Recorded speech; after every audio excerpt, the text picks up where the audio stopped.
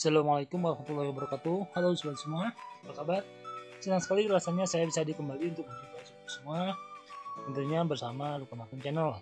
Dan pada kali ini saya akan membuat sebuah video simulasi sebuah simulasi sensor pada aplikasi atau simulasi lab, dimana di sini ada beberapa simulasi, ada 8 simulasi simulasi untuk melakukan percobaan atau tes pengukuran sensor. Ada beberapa sensor. Yang pertama itu sensor suhu atau RTD, kemudian simulasi kinerja biosensor, kemudian yang ketiga pengukuran level dalam tangki menggunakan probe level tipe kapasitif, kemudian karakteristik atau karakteristik LVDT desain, kemudian nomor 5-nya ada rancangan plat revise untuk aplikasi tipikal. Selanjutnya simulasi atau mensimulasikan kinerja sensor kimia, terus mengkarakterisasi sensor pengukur tegangan, dan yang terakhir karakteristik dari sensor suhu atau termokouple. Di sini ada beberapa pengukuran, simulasi pengukuran, dimana kita terangkan salah satu saja sobat semua. Dan untuk sobat diketahui bahwa LVDT itu merupakan tingkatan dari linear variable differential transformer atau transformator atau atrapo dengan inti yang digerakkan secara mekanik. Dan pada kali ini saya akan mencoba mensimulasikan karakteristik dari temperatur sensor termokouple. Langsung saja kita mulai, kita buka. Nah, ini adalah tampilannya semua. Di sini ada beberapa menu atau bagian. Ini adalah tujuan dari pengukuran karakteristik temperatur sensor itu, yaitu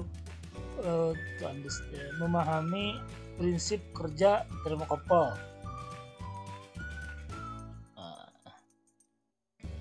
Dan objektifnya, tujuan selanjutnya itu memahami efek termoelektrik. Selanjutnya mempelajari karakteristik statis dan dinamis termokouple, terus mempelajari efek thermowell pada kinerja termokouple. Secara teori, ini teori termokouple, kita buka termokouple. Secara teori, karakteristik sensor suhu prasyarat sebelum percobaan termokouple, mahasiswa harus memiliki pengetahuan tentang pentingnya pengukuran suhu, skala suhu yang berbeda, dan berbagai metode pengukuran suhu. Nah, efek termoelektrik adalah konversi langsung perbedaan suhu menjadi tegangan listrik dan sebaliknya. Perangkat termoelektrik menciptakan tegangan ketika ada perbedaan suhu di setiap sisi. Sebaliknya, ketika tegangan diterapkan padanya itu menciptakan perbedaan suhu, temperature difference. Ada 3 efek dasar yang menjelaskan prinsip kerja perangkat termoelektrik. Yang pertama yaitu efek Seebeck. Seebeck yaitu ketika kedua kabel terdiri dari logam yang berbeda bergabung di kedua ujungnya dan salah satu ujungnya dipanaskan. Kemudian ada arus kontinu yang mengalir di sirkuit termoelektrik.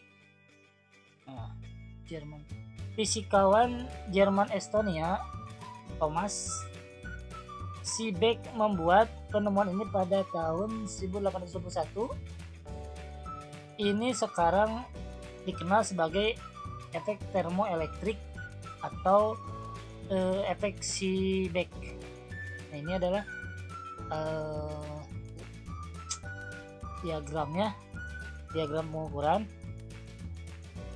Kemudian yang kedua, efek Peltier. Peltier menemukan bahwa persimpangan logam yang berbeda menjadi panas atau dingin, tergantung pada arah arus listrik yang melewatinya. Panas yang dihasilkan oleh arus yang mengalir dalam satu arah diserap jika arus dibalik. Efek selalu melibatkan pasangan persimpangan.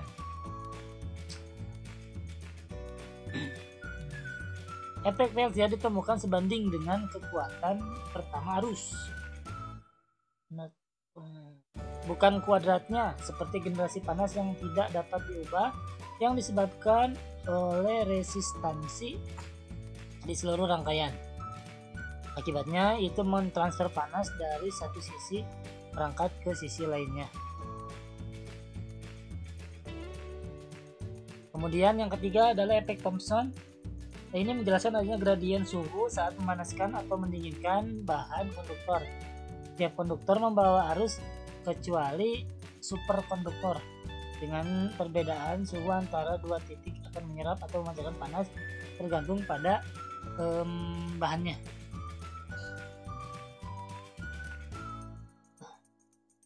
Kemudian pengantar termokouple. Apa itu termokouple? Termokouple adalah persimpangan antara dua logam berbeda yang menghasilkan tegangan yang terkait dengan perbedaan suhu. Ini adalah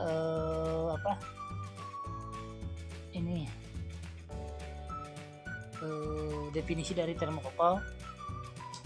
Kemudian ketika dua kabel terdiri dari logam berbeda bergabung di kedua ujungnya dan salah satu ujungnya dipanaskan, akan ada arus kontinu yang mengalir di sirkuit termoelektrik, efek termoelektrik, atau yang sering kita sebut tadi efek Seebeck. Perlu sambungan referensi atau persimpangan dingin. Dalam termokouple tegangan dikembangkan karena aliran arus listrik. Aliran arus listrik ini tergantung pada perbedaan suhu di kedua ujung kawat. Aliran arus ini artinya termokouple selalu mengukur perbedaan suhu dan bukan suhu absolut. Untuk mengukur suhu satu persimpangan lainnya disimpan pada beberapa suhu referensi. Karena ini dilakukan dengan menggunakan S untuk suhu konstan, berguna untuk kalibrasi laboratorium. Ini semua panjang sekali ya, kita lewati saja. Dan ini adalah properti termokouple. Kriteria pemilihan bahan termokouple: yang pertama kisaran suhu, kemudian 2 titik lebur, terus yang ketiga reaksi terhadap berbagai kondisi atmosfer, terus output termoelektrik dalam kombinasi, terus yang kelimanya konduktasi listrik, kemudian stabilitas dan dapat dipertukarkan, terus pengulangan, ketepatan, resolusi, biaya, kesederhanaan, ketersediaan. Kemudian yang 13 sifat kimia, kemudian tahan abrasi dan getaran. Instalasi rekit itu persyaratan pemasangan, kemudian sifat magnetik, dan yang terakhir kemudahan penanganan dan fabrikasi. Selanjutnya ini adalah karakteristik tipe-tipe jenis termokouple. Termokouple B, bahan platinum, rhodium platinum 6%, rhodium minusnya limited, properties aplikasi atau aplikasi dan properti, penggunaan terbatas di bawah 50 derajat Celcius. kita coba langsung saja ke simulasi ya semua. Di sini ada pretest bagi yang mau mencoba pretest, terus prosedur, simulasi, post test. Proses itu ketika kita sudah melakukan simulasi maka dilakukan post test untuk mengetahui kemampuan kita dalam pemahaman teori tersebut.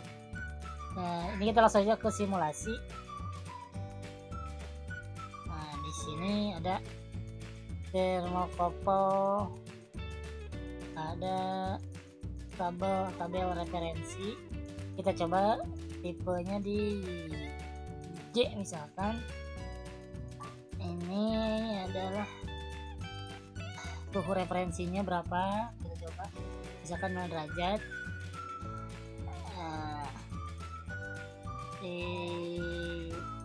Ininya 0 derajat. Itu suhu yang didapatkan 130 derajat Celcius. Jadi kita sudah mengetahui tanpa harus menggunakan aslinya. Ini adalah simulasi ketika kita gunakan jenis atau tipe termokopel jenis C, itu adalah versi plus dan versi konstantan. Dan kita coba lagi di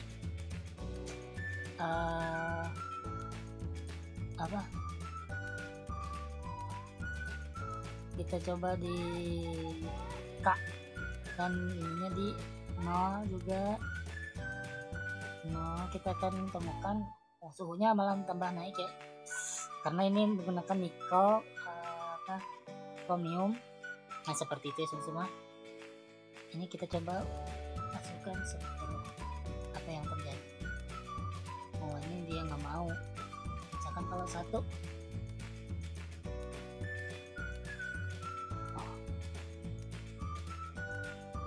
berarti ini hanya sebatas ini saja. Kita coba di R, suhunya malah lebih kecil ya semua. Nah di sini minus 13%.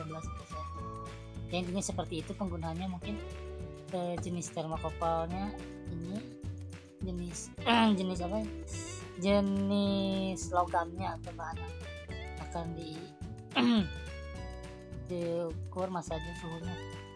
Ini suhu referensinya, useful temperatur antara 0 derajat sampai 30 derajat, temperaturnya 30 derajat.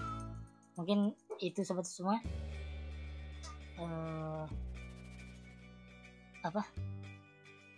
cara mensimulasikannya. Ini ada sebuah catatan untuk tujuan simulasi. Dapatkan suhu terbatas hingga 400 derajat Celcius. Persamaan urutan ke-8 termokopel dikonversi ke urutan yang lebih rendah. Hasil simulasi mungkin berbeda dari nilai tabel referensi. Ini adalah termokopel tabel referensi. Oh iya, ini mungkin referensinya kita lihat dulu. Nah ini adalah tabel referensi termokopel itu semua. Lumayan rumit.